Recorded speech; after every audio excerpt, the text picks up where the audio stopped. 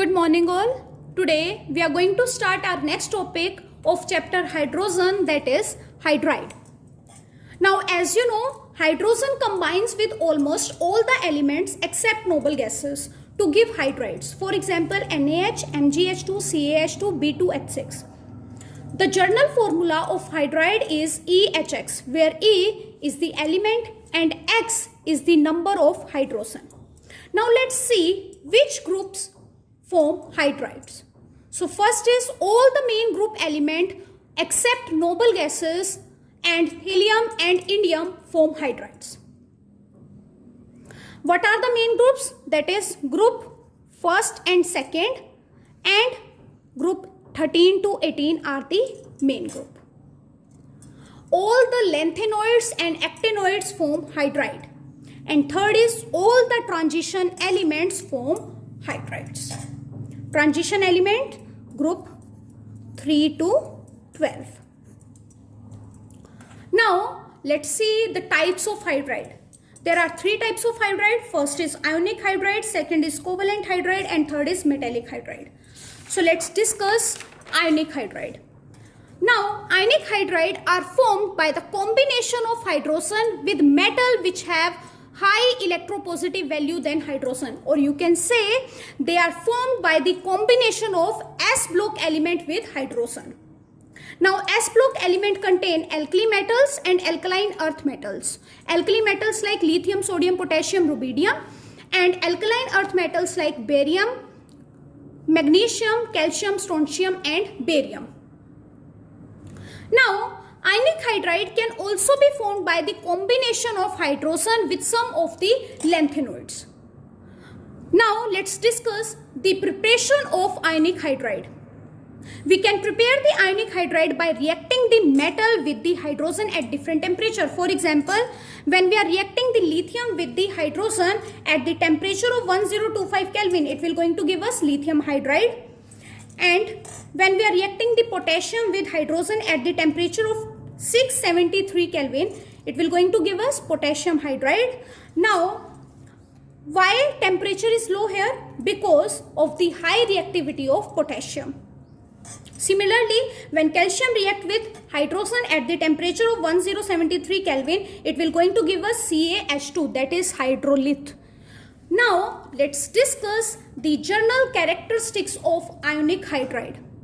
The first general characteristic of ionic hydride is they are generally white or light gray, non-volatile or non-conducting crystalline solid. Second is they have high melting and boiling point. Third, the hydride of alkali metals have rock salt like structure.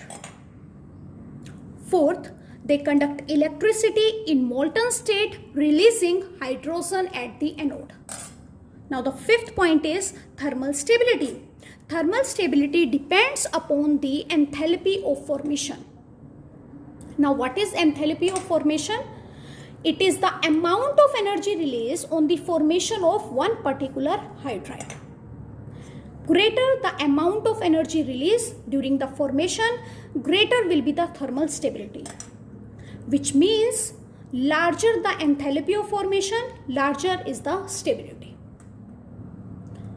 Now let's see the order of stability of hydride in alkali metals.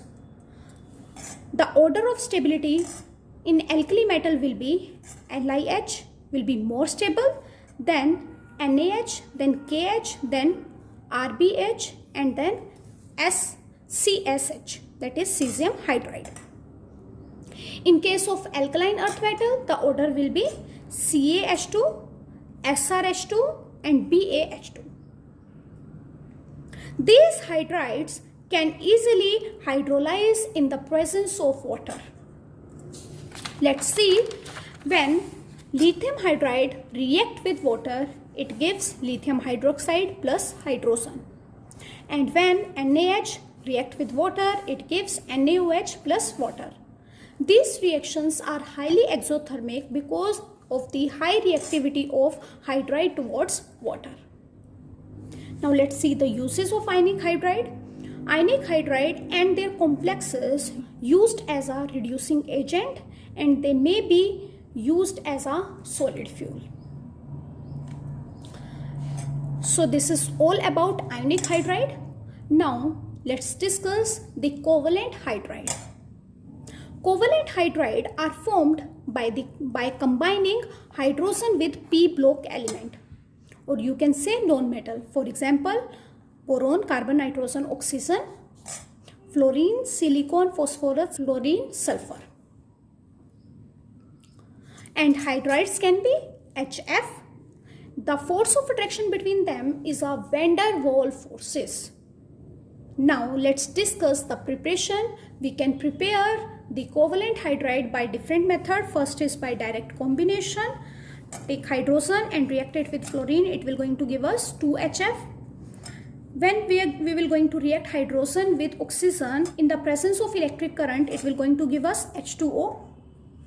When hydrogen react with nitrogen, it will going to give us ammonia. Next is by hydrolysis of metal boroids. React Mg3b2 with H2O. It will going to give us magnesium hydroxide plus B2H6, that is triborane. Now let's discuss the general characteristics of covalent hydride, or you can say molecular hydride. Molecular hydride or covalent hydrides are soft. They have low melting and boiling point.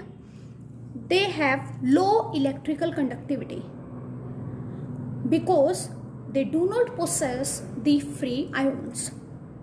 Next is the properties of covalent hydride depend upon the electronegativity difference between hydrogen and the metal bonded to it. So this is all about covalent hydride. I hope you have understood today's topic. Please try to do the uses of covalent hydride.